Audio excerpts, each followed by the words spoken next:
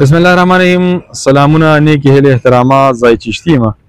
دا ټایم کې زه موجود یم په مټه مغلخیل سور پل کې.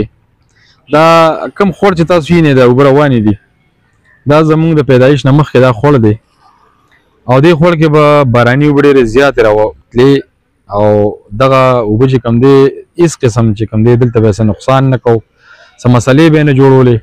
نن سبا دا خوړ چې کوم دی د حکومتي ادارو چې کوم څونه متعلقه ادارې دي هغې د دې د صفۍ څه خیال نه دي ساتلی.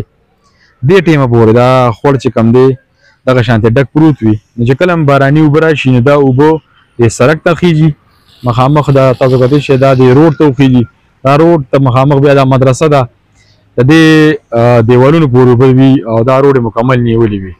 د دې نه علاوه چې کوم دی د دې غاړې ته چې څونه کورونه دي دغه اوبه د هغې کورونو ته هم خیږي. نو د دغه کلي او د دغه علاقې عوامو د متعلقه اعلی چارواکو نه او ادارو نه دا غوښتنه کړې چې د دې خوړ چې کوم دا سور پل سره واقع دی دا خوړ دبر دامان نه راغی، د دې خوړ د مکمل صفایي وکړی شي چې دې کې د اوبه چې کوم دی ښه په اسانه باندې ځي او بره د اوبه نه راخیږي. تاسو کتلی شئ ځای په ځای باندې دا پکې ډنډ پروت دی، دا ګورئ دا مکمل بند دی دا خوړ.